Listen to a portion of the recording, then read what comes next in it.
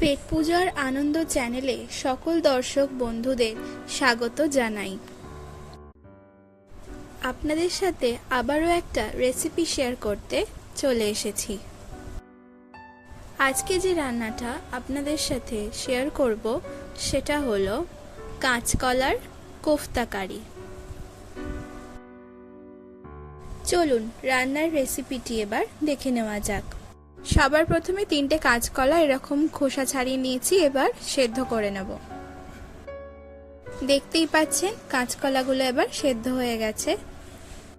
আর সারা রাত ভিজিয়ে রাখা ছোট বাটির 1 বাটি ছোলার ডাল নিয়ে নিয়েছি, এবার সেটা বেটে নেব। এখন দেখতে পাচ্ছেন ছোলার ডালটা আমরা বেটে নিয়েছি। এরপর এর মধ্যে 1/2 চামচ আদা বাটা, স্বাদ মতো নুন,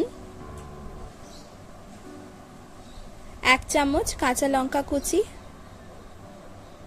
1/2 চামচ হলুদ গুঁড়ো, 1/2 চামচ চিনি আর সেদ্ধ করে রাখা কাঁচকলাগুলো দিয়ে দিলাম। এবার ভালো করে মেখে নেব।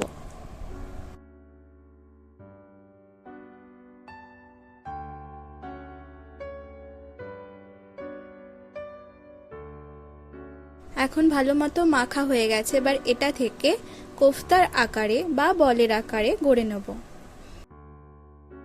দেখতেই পাচ্ছেন এখন কোফতার আকারে গড়ে নিয়েছি। এরপর এগুলো এক এক করে ভেজে নেব। তার জন্য একটি কড়াই নিয়ে নিয়েছি আর এর মধ্যে পরিমাণ মতো সরষের তেল দিয়ে দিলাম আর তেলটা গরম করে নেব। তেল গরম হলে এর মধ্যে যে কোফতাগুলো গড়ে রেখেছিলাম সেগুলো এক এক করে দিয়ে দিচ্ছি আর ভালো করে ভেজে নেব। এরকম উল্টে পাল্টে ভালো করে সবগুলো ভেজে নেব।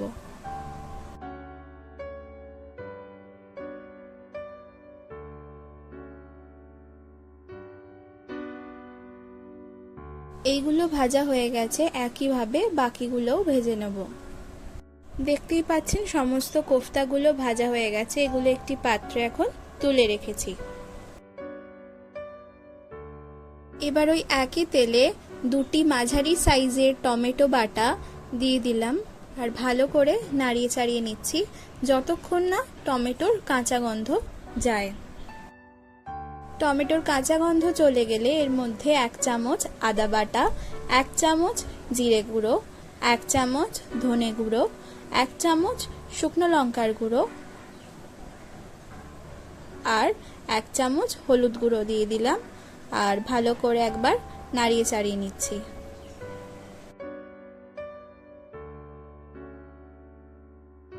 এক চামচ কাশ্মীরি লঙ্কার গুঁড়ো দিয়ে দিলাম।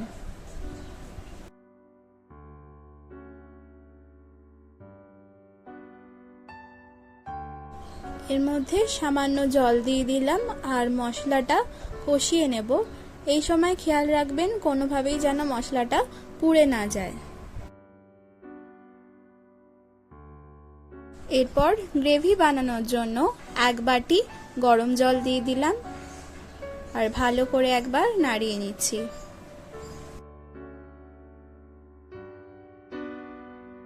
গ্রেভি ফুটে উঠলে এর মধ্যে স্বাদ মতো নুন আর 1 চামচ চিনি দিয়ে দিলাম।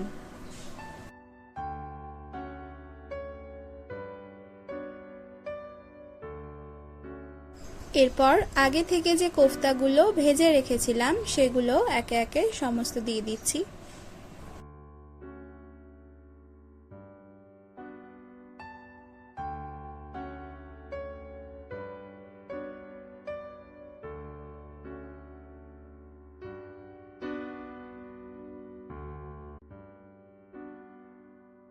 এরপর সবার শেষে 1/2 চামচ গরম মশলার গুঁড়ো ছড়িয়ে দিলাম।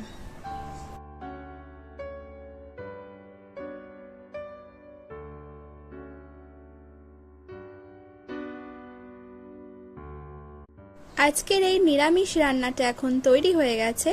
এবার পরিবেশন করে নেব।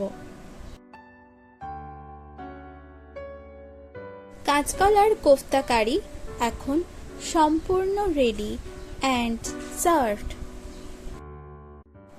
এই রান্নাটা আপনাদের কেমন লাগলো তা আমাকে অবশ্যই কমেন্ট করে জানাবেন, আর বাড়িতে কিন্তু অবশ্যই একবার ট্রাই করে দেখবেন। যদি ভালো লেগে থাকে তাহলে অবশ্যই লাইক আর শেয়ার করতে কিন্তু একদম ভুলবেন না। তার সাথে চ্যানেলে নতুন হয়ে থাকলে চ্যানেলটি কিন্তু অবশ্যই সাবস্ক্রাইব করবেন। তাহলে আজ এখানেই বিদায়, আবার অন্য একদিন অন্য একটি রেসিপির সন্ধান নিয়ে চলে আসব। ধন্যবাদ।